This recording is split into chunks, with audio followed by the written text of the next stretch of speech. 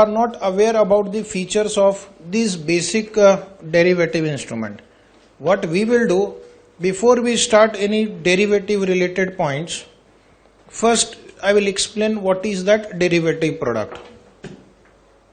Okay, and then we will take the accounting. So I will explain briefly what is call option, put option, forward, future, interest rate swap, currency swap, and then we'll take the accounting of that particular instrument. Details about those instruments are taught to you in your SFM syllabus. In accountancy, in FR batch, the objective is to do the accounting of such instruments in the books of the entity. Okay. If you look at the balance sheet asset side, you will find lot of money has been invested into financial instruments. Remove the plant and property, plant and equipment. What you will find there? You will find you have trade receivable, that is also covered by this standard. You will find you have investments, that will be covered by this standard. Cash and bank balance, that will also be covered by this standard, right? Loans and advances, that will be covered by this standard. Any derivative contract you have entered into will be covered by this standard. Now,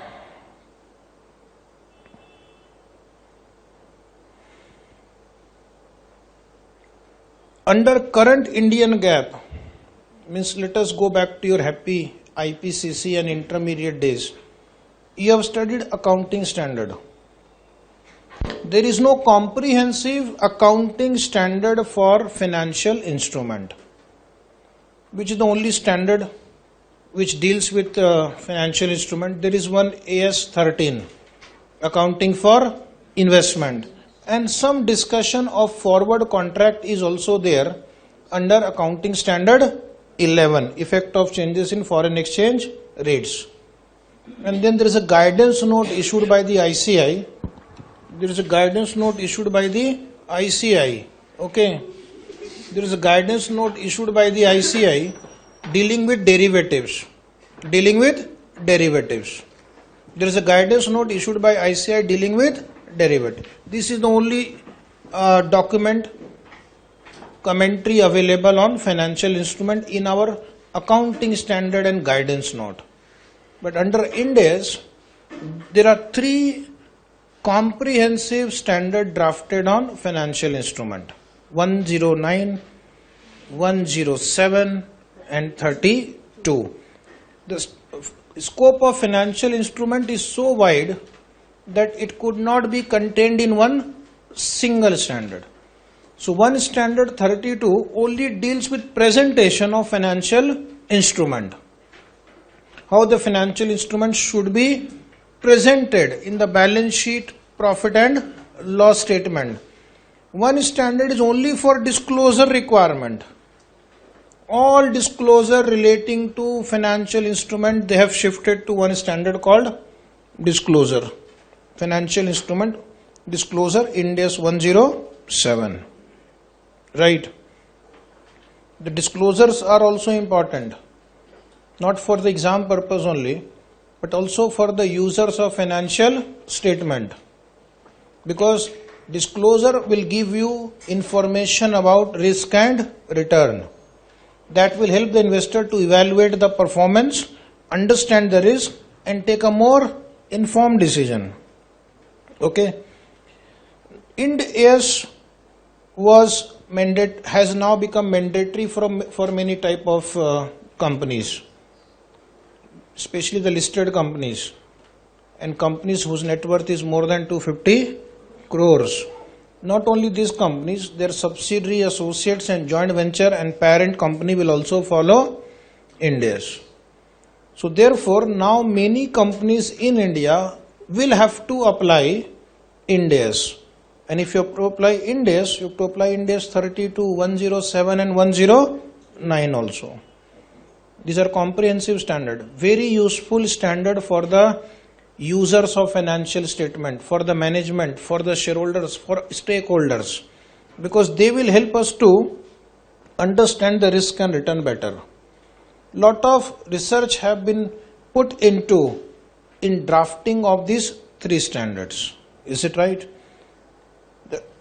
In this standard, which is our present standard, Ind AS 32, our maximum time will be spent on understanding whether a given instrument is an equity instrument or whether it is a liability. Simple example, preference share. Are preference share equity or are preference share liability? What you have been doing so far in your 11th standard, 12th standard, CPT or foundation, intermediate or IPCC, what you have been doing? You have been putting it under the head share capital. Yes or no? And if you are putting it under the head share capital, it means it is an equity. But is it an equity under Ind AS 107, 109 and 32? Depends. I cannot say yes, I cannot say no. It depends on what are the features of that instrument. Is it right? So preference share now mostly would be a liability in India. Most probably preference share would be a liability instrument in India. Why? Because there are obligations to pay the principal amount on maturity. You cannot issue an irredeemable preference share. So ultimately you have to pay the amount back to the holder of the preference share instrument. And the moment there is an obligation to pay cash or another financial instrument, that asset or that instrument becomes a liability for the organization. So going by the Companies Act, companies cannot issue irredeemable preference share. Company have to issue redeemable preference share even though it may be after 20 years. So that is one example. Does it affect the investors community? Yes. Formula of debt equity ratio, debt upon equity. So far you have been taught equity includes preference share capital also. So earlier my debt equity ratio was lower because preference share was added along with the equity share capital. Now preference share will be added along with debentures and loans. So your debt equity ratio will shoot up. Does it matter if your debt equity ratio goes up? Yes, your further borrowing capacity gets reduced. Okay, banks, lenders, shareholders, investors may not invest in companies which have high debt equity ratio. So just because the presentation of preference shares have changed, the debt equity ratio have changed, companies borrowing ability, okay, raising of funds ability gets affected. Right. Now preference dividend that you will pay on a preference share classified as a liability will appear as an expense in the P&L account. Will appear as an, so your profit will get reduced now.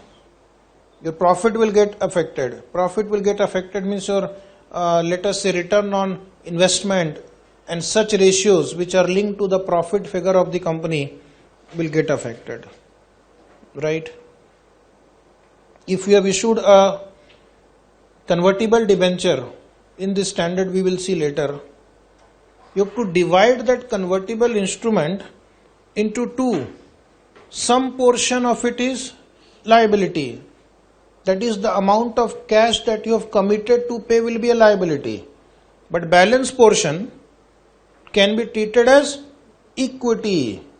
So therefore what you have been doing so far for convertible debt instrument, in your intermediate syllabus, bank account debit to debenture account. Debenture appears in balance sheet as a liability full amount. Now, bank account debit to debenture liability some portion, say 70 rupees, to equity 30 rupees, because some portion is equity in that instrument.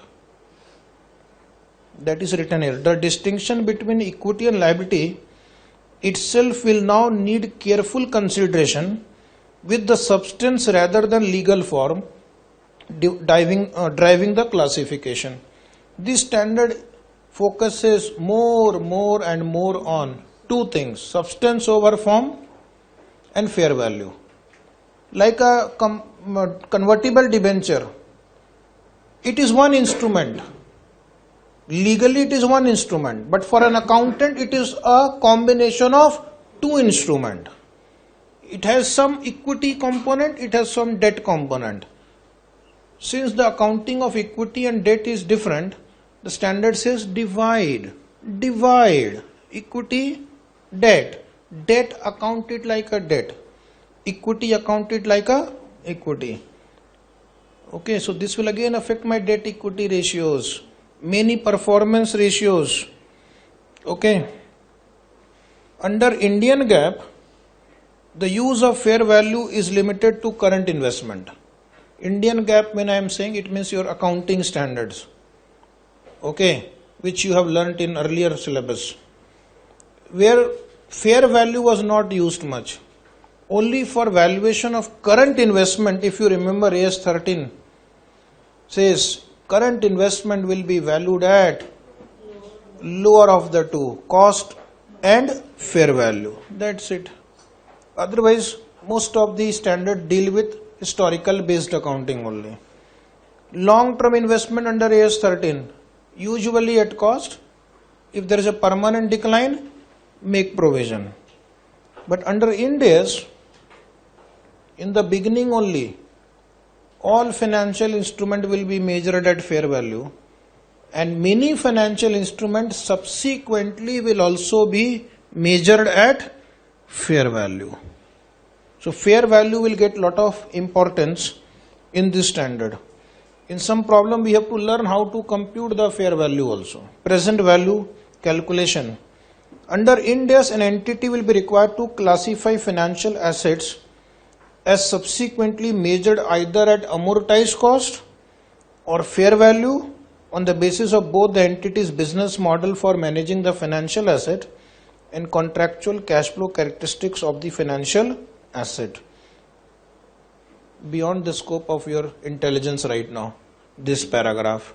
Okay, in the next chapter 109 we will see financial assets are classified into amortized cost category or fair value category depending upon what is the intention of the management.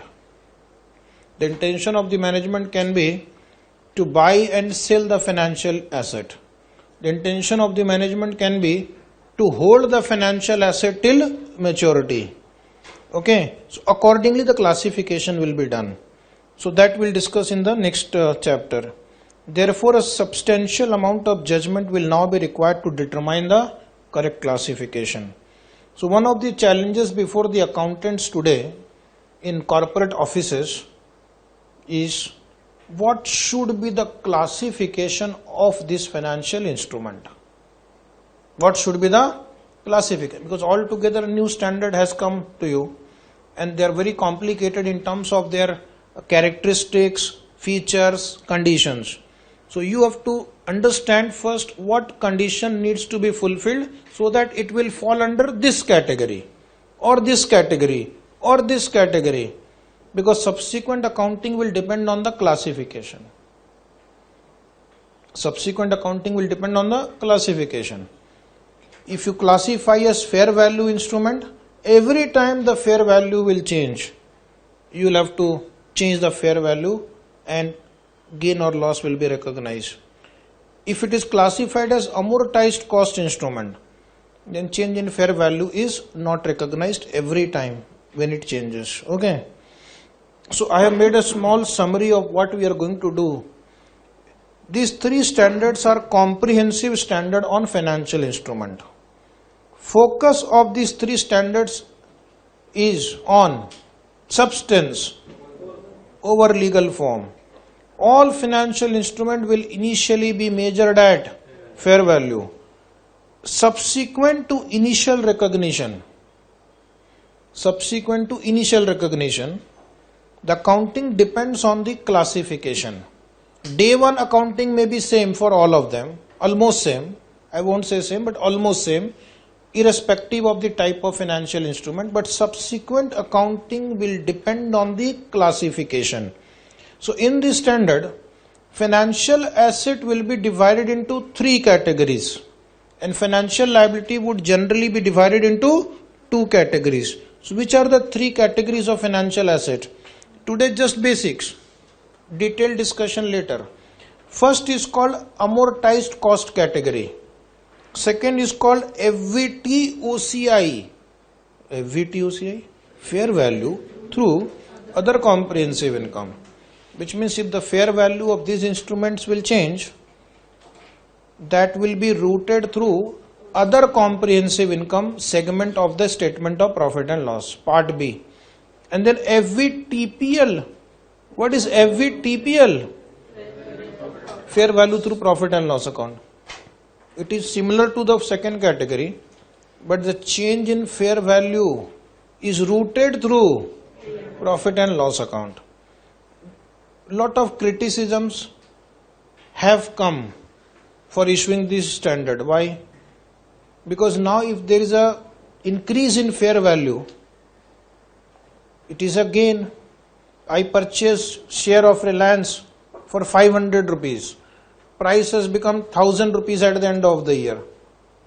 So this standard will allow me to recognize the unrealized gain in the P&L account. In the P&L account, because it says FVTPL, change in fair value, whether gain or loss, will be recognized in profit and loss account. So even though only the value has changed, I will pass the entry investment in Reliance Industries share account debit to P&L account. Allowed. So which accounting concept we are violating here? Which you have been learned, which you are learning since ages. Which accounting concept we are violating when we are recognizing the unrealized gain in the P&L account? Concept of prudence, concept of conservatism. When I was in 11th standard in accounts batch, the teacher said accountant should be little conservative. Anticipated loss can be recognized, but anticipated gain should not be recognized unless it is actually realized. And when I came to final, now my teacher says fair value gain can be recognized. Whom should I understand?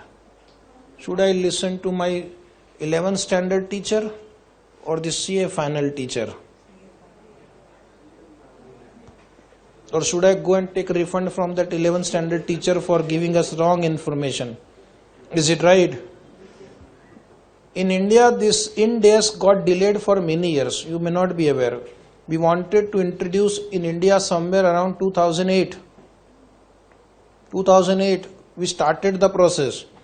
But then every time the institute wanted to implement it, government wanted to implement it, our CAs like you, they will say no, it will violate the concept of prudence.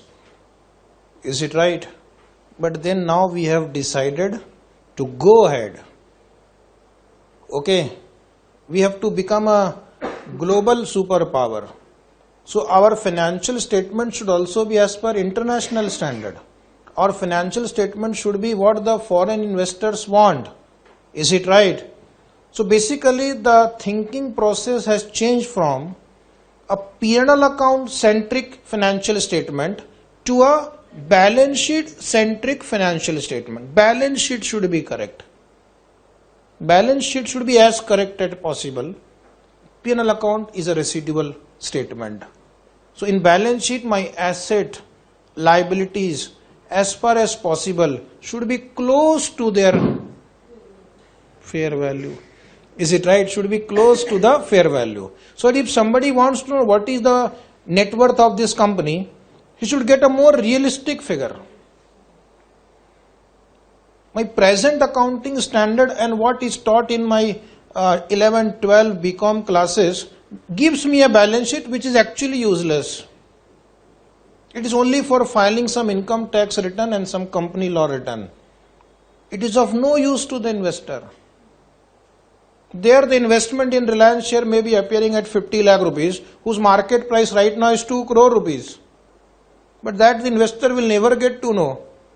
Is it right? Land may appear at 2 lakh rupees, purchased in 1985. Now it is worth 2 crore rupees. 2 lakh rupees still appears in the balance sheet. So we don't get the real net worth of the company. We don't know whether this share is worth so much amount or not. What is my source of information about a company? Their financial statement. And if that also does not tell me what is the worth of this company, how do I take the decision? So I hope you have been convinced, at least partially, why fair value is needed. Because our approach has completely changed from being a P&L account centric financial statement to a balance sheet centric financial statement. Okay. So therefore unrealized gain can also be recognized. And investors are not fools, okay. They will understand what is realized, what is unrealized, and they will take the decisions accordingly. Financial liabilities will be divided into two categories. Basically, FVTPL, same fair value through P&L account, and amortized cost category. We'll discuss what is the meaning, when do we classify in this heading, and what is the further treatment. Today's topic is just basics. 3 standards are dedicated to financial instrument. Which 3 standards? 32. 32 is called financial instrument presentation. Name of the standard is financial instrument presentation. Now what will be covered in this standard, which is my first standard in this series of 3 standards, it will deal with presentation and classification of financial instrument as financial liability or equity, and sets out the requirement regarding offset of financial asset and financial liability in the balance sheet. So you have to break this long sentence into short. It deals with presentation of financial instrument, whether they are liability or whether they are equity. Then it deals with classification of financial instrument into financial asset and financial liability. Different types of financial asset and different types of financial liability.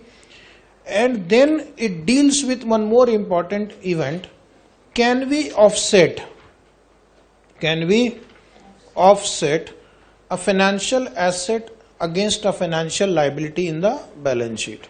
Offset means there is one gentleman, Mr. Rahul, okay, I have to pay to Rahul 100 rupees.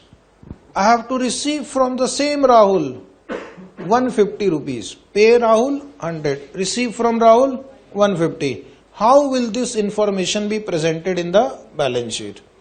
2 presentations are possible. Rahul on the asset side, Rahul on the liability side. Other presentation, net Rahul, okay.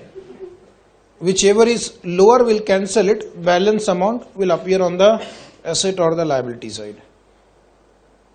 Now, what is the appropriate presentation? We'll come to know once we complete this chapter. Right now, no answer to that question. You have taken a cash credit from Punjab National Bank, okay,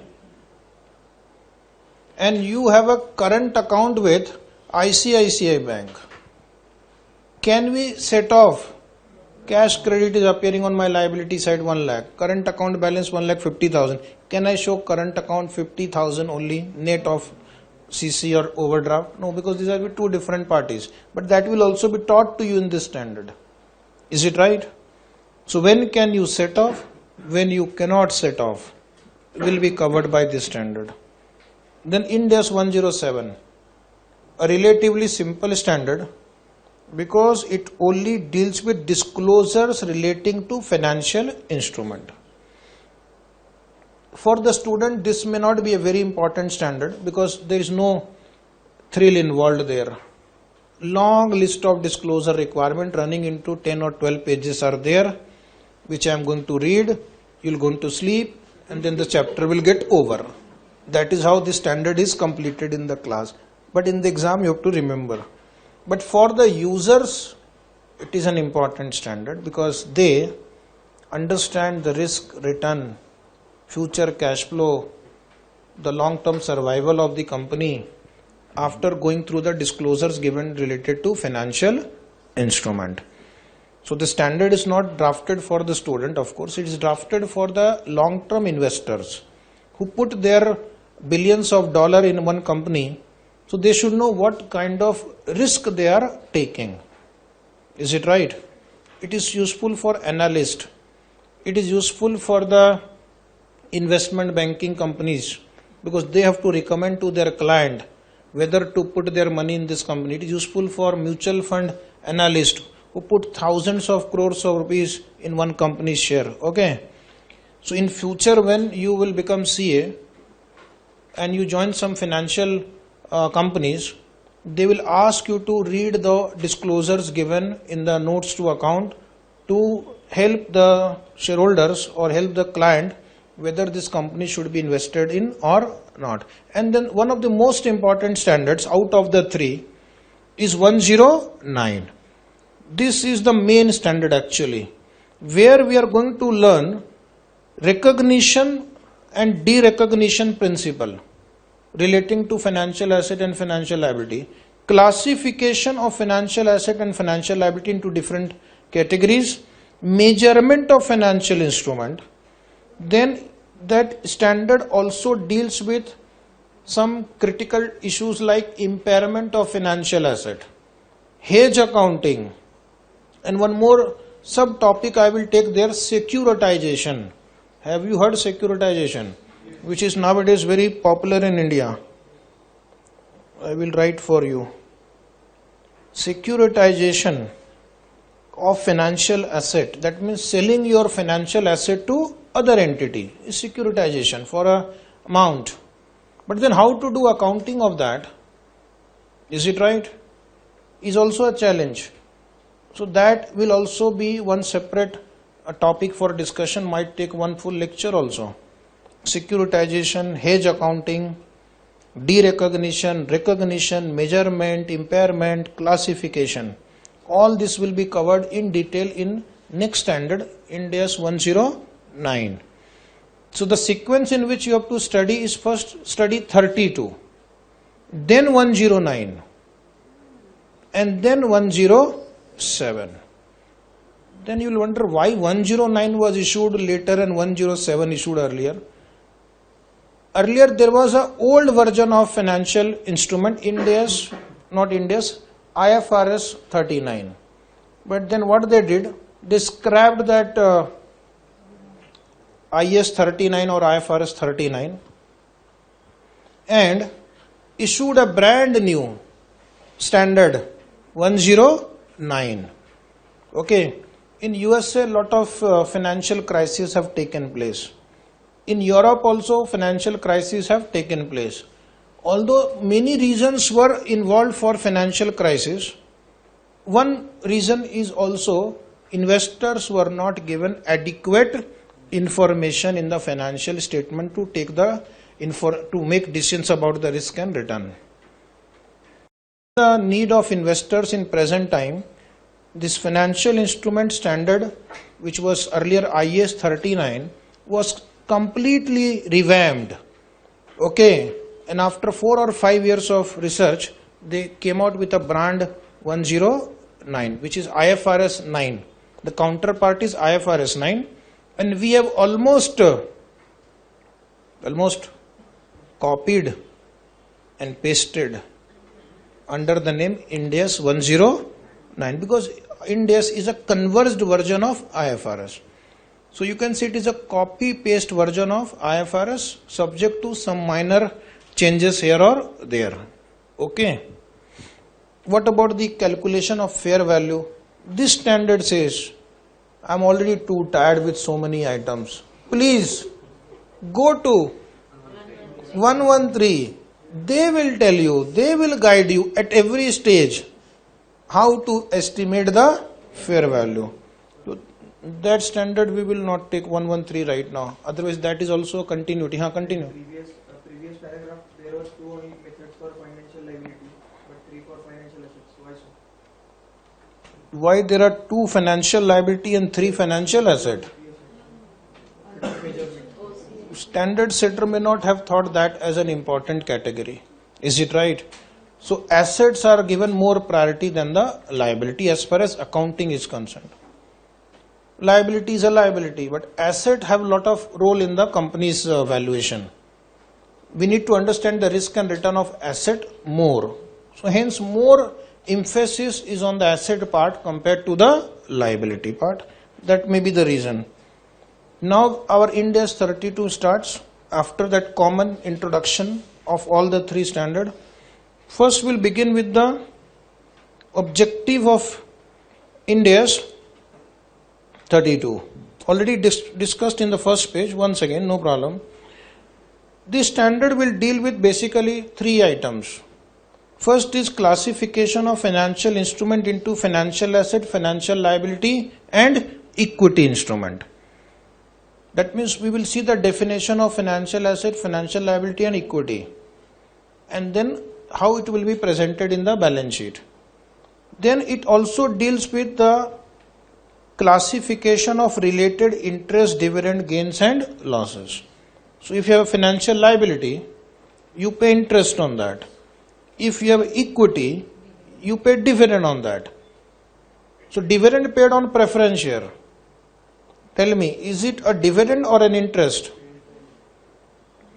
Dividend paid on a preference share. Now it depends on whether it is a liability or equity. Accordingly, it will be placed in the profit and loss account. Similarly, a debenture which meets the definition of equity, interesting thing, a debenture which meets the definition of equity. In form it is debenture, but in substance it is equity. Then interest paid on debenture will be called a dividend in this standard. And preference dividend will be called as interest if preference share meets the definition of liability. Standard looks complicated from a distance because it will change the fundamentals of accounting, what you have been taught till yesterday and what you are going to learn now.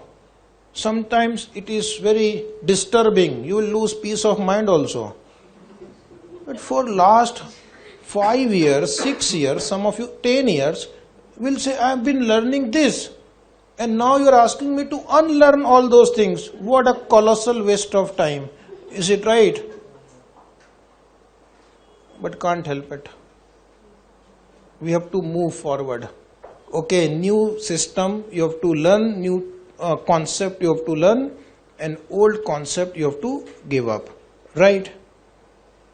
Interest on debenture is a dividend. It was a news for me. And then this standard deals with offsetting. I have given you the example of Rahul. Later we'll meet Rahul again. Okay. First we'll begin with the very basic thing. What is a financial instrument? What is a financial instrument? Is this pen a financial instrument? Mic? Book? No. Mobile? No. This tablet? No. This fan? Your fan? No. Investment in Reliance share? Yes. Debenture issued? Yes. Income tax liability payable? Stipend payable? Salary payable? I have not given any answer. Gold? Bank FD? Yes. Machinery? Some of these answers were yes, some of the answers were no. But once we complete these three standards, you will be able to identify, oh, this is financial instrument and this is not a financial instrument. And then accordingly you will learn which standard to apply for that item. Is it right? So let us first see the definition. I have not given the answer which was financial instrument and which was not. You will answer later. All these points I will repeat. So financial instrument is defined as any contract. Now, what is a contract? What is a contract? Means there must be two parties involved. Contract means there must be two parties. Okay. That give rise to a financial asset of one entity So it is a financial asset for one party. For party A, it is a financial asset, and for party B, it can be either a financial liability or it can be equity. But for party A, it has to be financial asset. For party B, it has to be either a financial liability or it may be an equity also. For example, investment in debenture. Investment in debenture is a financial asset for party A, and debenture issued in the company's balance sheet will appear as a debenture as a liability normally. Normally debenture will be a liability, but debenture can be an equity subject to this standard, rarely. But suppose I have investment in equity share of a company. So for the party A, investment in equity share is a financial asset. But for party B, it will be a equity. Is it right? So this condition has to be satisfied. For one person, it has to be financial asset, and for the other person, it has to be either a financial liability or equity. Otherwise, it is not a financial instrument. So this pen, mic, fan, mobile, tablet are not financial asset. It is not financial asset, and hence it is not a financial liability for other party also. Now we have to know first what is financial asset, because right now it is not good to discuss whether this mic is a financial asset or not. I have not yet spoken about what is the financial asset. Is it right? So some of the example of financial instrument. This list is only for understanding. Example: trade receivable and payable, bank loan, overdraft, debenture issued, equity share, preference share, investment in securities, shares and bonds. Underline various derivatives also. Derivative example, right? Forward, future, option, swaps.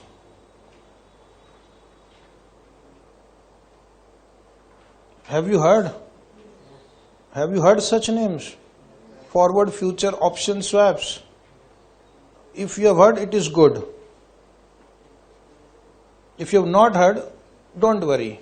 First I will explain each of these instrument, okay, and then we will see the accounting of it. Don't worry. Now in addition, there is one more paragraph.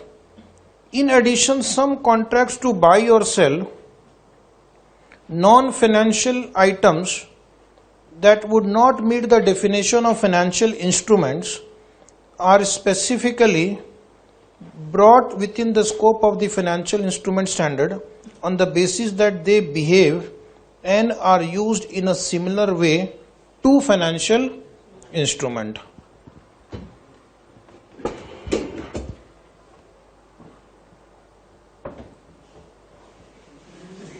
Now, why you don't like me to sit? I am also a human being. Okay? So, don't laugh. This line I need to explain. Suppose there is a derivative.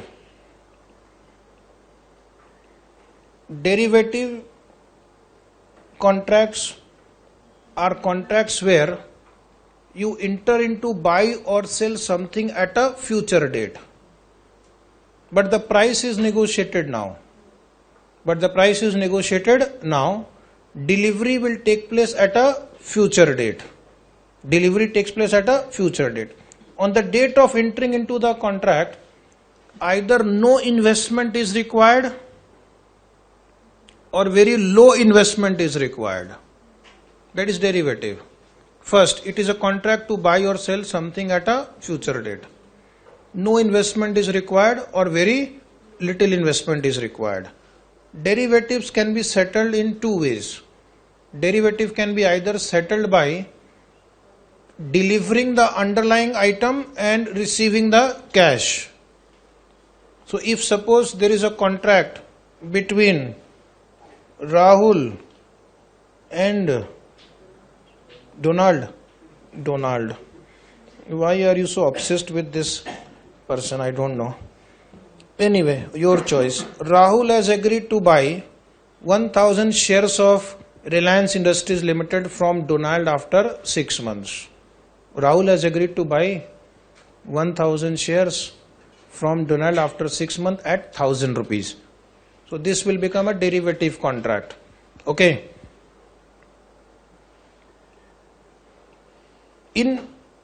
On expiry of 6 months, there are two ways they can settle it. Either you pay cash and receive the delivery of 1000 share, or simply you settle the price difference in cash. So what was the agreed upon price? 1000 rupees. Rahul will buy shares of Reliance from Donald at 1000 rupees.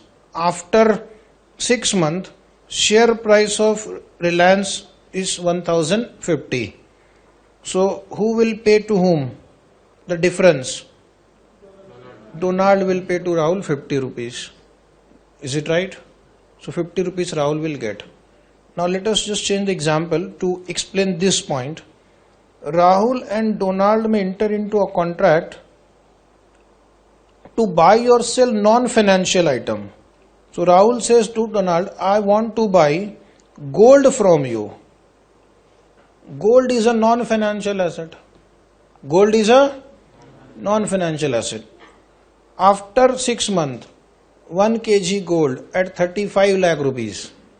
But the intention of Rahul is not to receive the delivery of gold. Rahul is betting that the price of gold will rise. Because Rahul knows Indians are obsessed with gold. Yes or no? Say yes or no, honestly. And in India, when the festival seasons are approaching, in next 2-3 months, what will happen to the price of gold? It will increase. You people, you just walk into any store and you start buying all possible gold that you can afford. Is it right? So demand for gold goes up during Dhanteras. What is next? Lakshmi Puja, Akshay Tritiya and Gudi Padwa, Diwali, Holi. We buy gold every time. We just need an excuse to buy gold. We are a gold obsessed country. Rahul knows that. Donald does not know. So Rahul buys future on gold from Donald. Intention is not to receive the delivery. Intention is to make the profit only. Such contract will also be covered by this standard. Such contract will also be covered under the definition of financial instrument, where the contract may be to buy non-financial asset, but actual intention is not to take the delivery. I am not interested in buying gold. I am interested in only making the profit. So that will be covered by this standard. But if you are entering into a contract to buy gold and you are actually going to take gold because you need it in your business, then this standard will not be applicable. Is it right? Now if you read, understand. Some contracts to buy or sell non-financial item that would meet the definition of financial instrument, because it becomes a financial asset for one party, it's a derivative. Then it becomes a derivative, are specifically brought within the scope of this standard on the basis that they behave and are used in a similar way to financial instrument. So as the gold price will go up, the value of this forward contract will also go up. As the gold price will fall, the value of this forward or future contract will also fall. So therefore that will be covered by this standard. Now just quickly, what are the different types of financial instrument? We can classify financial instrument into basically three categories for our understanding. One is called primary instrument. They are the basic instruments. Simple example, bank FD, bond, loan, borrowing, receivable, payable, finance lease receivable, equity instrument. Normally in our accounting classes from 11th standard to PhD, primary instruments are taught. Just see whatever you have learnt. There was a chapter in your intermediate syllabus, debenture, right share, bonus share, issue of share, redemption of preference share. That is what you have been taught. Is it right? Primary instrument, basic instrument. But, hello, there are derivative instrument also. Derivative instrument. Now you in CA final, you will also see on their own they don't have any value. Derivative derive their value from another instrument. Derivative derive their value from other instrument. That is why it is called derivative. They are deriving their value from other instrument. A contract to buy or sell gold after 1 year at 32 lakh rupees. That contract is a derivative because the value of this contract will change as the gold price will change. Okay. Derivatives, some of the popular types of derivatives. Forward, we'll discuss their meaning later, not now. Future, financial options like call, put, swaps like interest rate swap, currency swap, financial guarantees, letters of credit, their value also depends on other factors. So they will also be covered by this standard. And then there are hybrid instrument. Hybrid instrument means in form they appear as one, but in substance they are two or more. In substance they are two or more. That means there is a primary instrument also and there is a derivative instrument also which is embedded in that primary instrument. Embedded means attached, joined. Is it right? Example, convertible debt. So convertible debt, this looks like one instrument, but actually somewhere inside there is a hidden option to convert. Option to convert. Okay, something is hidden inside that. Option to convert. And that option to convert is a form of derivative. Because the value of that option to convert will change as the equity price will change. Somebody is holding this convertible debenture and he has an option to convert into equity share, will find the value of this option increasing as the equity price will go up. Yes or no? So that is called derivative. You have mixed the two. You have mixed a bond and you mixed a derivative. You mixed a primary and secondary instrument. So that is called convertible debt. In this chapter we will call them compound instrument. Which instrument? Compound. Like in your school science classes, I don't know which science, physics, chemistry, biology, compound instruments were taught to us. No, compound, only compound, not instrument. Compound elements, where two elements were mixed. Is it right? So like water is a compound. It is a mixture of 2 units of oxygen and 1 unit of hydrogen. 2 hydrogen, 1 oxygen. Good. Actually, I was aware. I wanted to see whether you are aware or not. So it was good that you were found to be aware about some basic science. Good. Haji. Loan against gold. Gold is only used as a collateral here. But if they don't pay, then we will sell the gold. If they don't pay, then we'll sell the gold.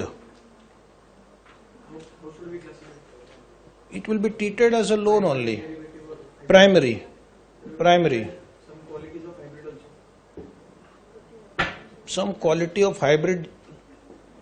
Again, we have to apply the probability here. If somebody has given you gold, so of course the value of that gold must be much more than the loan that he has taken. So he would try his best to recover that gold. Okay. So loan against gold, to my understanding, will be a primary instrument. Gold is only used as a collateral. But just for your information, your institute is coming out with one more Ind AS, gold loan accounting. So I advise you to pass as early as possible. Okay. Then probably your question can be answered better. Right now you can really speaking primary, and there is no standard dealing in detail about such instrument. But in India, one business which has been growing over a period of years is gold loan schemes. Okay. So Mannapuram Finance, Muthoot Finance, and there are so many NBFCs which have cropped up everywhere. They are involved into this scheme. As Ind AS will sooner or later become applicable to NBFCs also. So therefore, maybe in future, the institute will come out with a standard on gold loan also. So your question will be answered better once the standard is issued. Right now, treat it as primary. Now we'll come to a small quick summary of what is the scope of these three standards. These three standards will basically deal with financial asset, financial liabilities, and equity. And equity also. But equity does not have further classification. Equity is an equity. Assets can be of three types. FVTPL, first one, FVTOCI, second one, and FVT measured at amortized cost. Subsequent accounting will be done based on one of the three only. So actually we'll discuss in detail about these three instruments in the next chapter. Today only we'll learn what is financial asset and financial liability, two categories, FVTPL and amortized cost category. There is no FVTOCI. Why there is no FVTOCI category? The standard wants to give more importance to asset side. Okay, that may be the reason. Now, very, very important. What is financial asset? Whether this mic, this pen, this mobile, this camera, this fan, gold in the bank locker, are they financial asset? Stipend receivable. Right now, stipend receivable. Okay. When we'll go to liability, stipend payable. Are these liabilities or not? So, following features must be satisfied. A financial asset is any asset. Now, first, it should meet the basic definition of asset. An asset is a resource controlled by the entity from which future economic benefit will be arrived, and this asset comes to the entity as a result of past event. So first it should be an asset. All four features of an asset must be there. That is cash. In the balance sheet, asset side, you have cash and bank. Cash and bank always a financial asset. No condition to be checked. No condition to be checked. If it is cash and bank, it is a financial asset. No condition apply. Okay. Second, an equity instrument of another entity. So in the balance sheet, suppose you have investment in equity share of X Limited. It is a financial asset. No condition applied. But it should be an equity instrument. That is a condition indirectly. But once it is proved that it is an equity instrument, no further condition needs to be checked. It is a financial asset. But then there are some complicated situations also. Third is a contractual right. What is a contractual right? It means there are two parties who have entered into a contract two parties have entered into a contract. So there must be two parties involved. Inventory can't be a financial asset. Property, plant, equipment cannot be financial asset. This pen, mic, camera, mobile, fan, AC cannot be financial asset because there is no contractual right. There is no contractual right. It is not cash, it is not equity instrument. Therefore, we have to see the next test. Contractual right means, are there two parties who have entered into a contract? So the right should arise out of contract. The right should arise out of a contract. And as you know, contract can be oral or written, implied or explicit. Okay. Contract to receive cash. Example, contract to receive cash. For example, investment in bonds, receivable, etc. When you invest in a bond of a company, debenture of a company, there is a contract between you and the company. When you fill that application form and they allot you the bond, there is an agreement. Company will pay you interest every year, and on maturity, they will pay you the principal also. So there is a contractual right to receive cash, which in this example is in the form of interest and principal, or a receivable, stipend receivable. There is a contractual right to receive cash. Yes or no? Say yes. Can your boss say, no, I will give you one mobile phone instead of salary or stipend? No. He has to pay you cash. There is a contractual right to receive cash. Okay. Or contractual right to receive another financial asset from another entity. Sometimes you may not receive cash, but then you may receive another financial asset. Either you should receive cash or you should receive another financial asset. Example, investment in convertible debenture. So what happens in the investment in convertible debenture? For first 4 years I will receive cash, and then in the last year I will not receive the redemption, but I will receive the equity share. So my investment in equity share becomes another financial asset. So it should be a contractual right to receive cash, or it should be contractual right to receive another financial asset. Or means, this is clear? Or means, even if this is not satisfied, but there is a contractual right to exchange. Now you jump from here to here now. A contractual right to exchange financial asset. Contractual right to exchange financial asset. That means you give one financial asset, you receive another financial asset. It's called exchange. Contractual right to exchange financial asset or financial liability.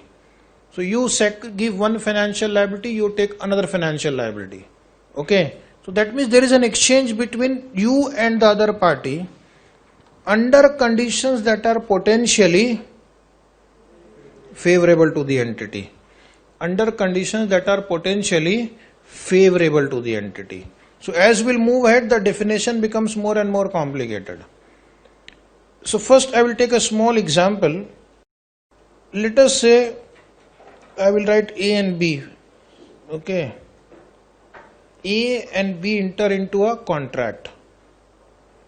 And what is the contract? A will buy one share of which company? Bajaj Auto Limited. Every time if I write Reliance, somebody will think I have taken some brand ambassador fees from them, okay, and promote them every day.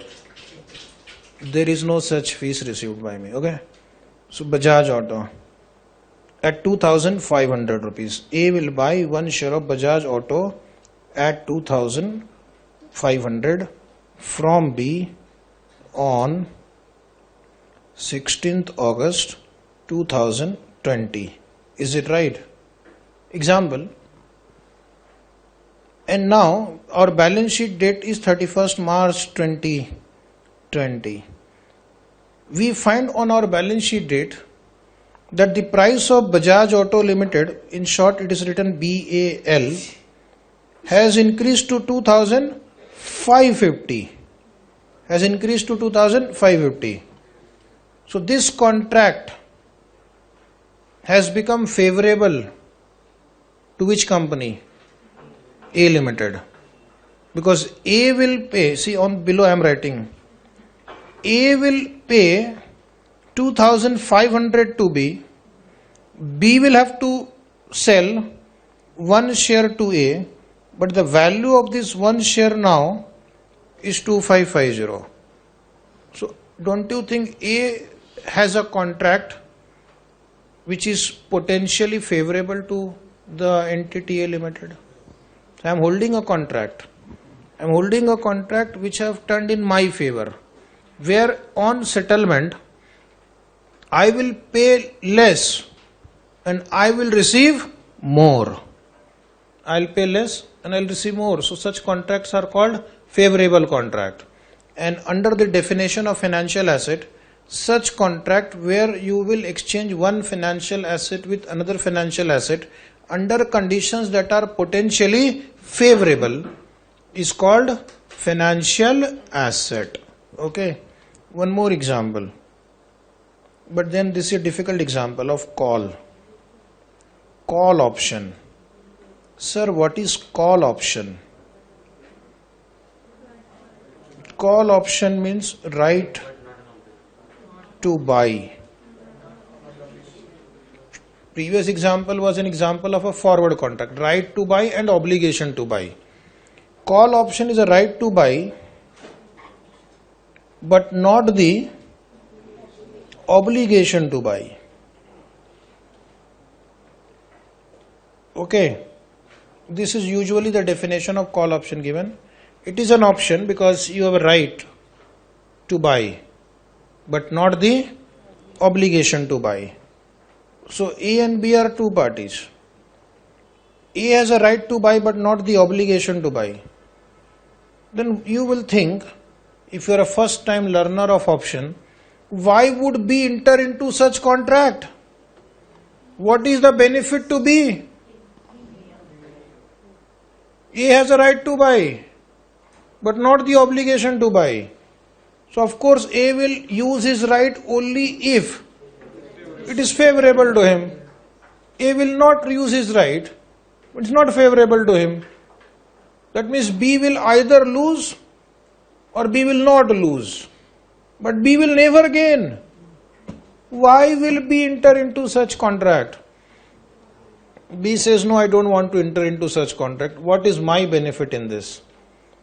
If the price of the share goes up, you will buy the share at the predetermined price and you will make profit, I will suffer loss. If the price of the share falls, you will not exercise your option and I don't get anything. I should also get something. I should also get something. A says, B, I understand your feeling. I understand your problem. I will give you premium to take this risk. I will give you premium to take this risk. Okay.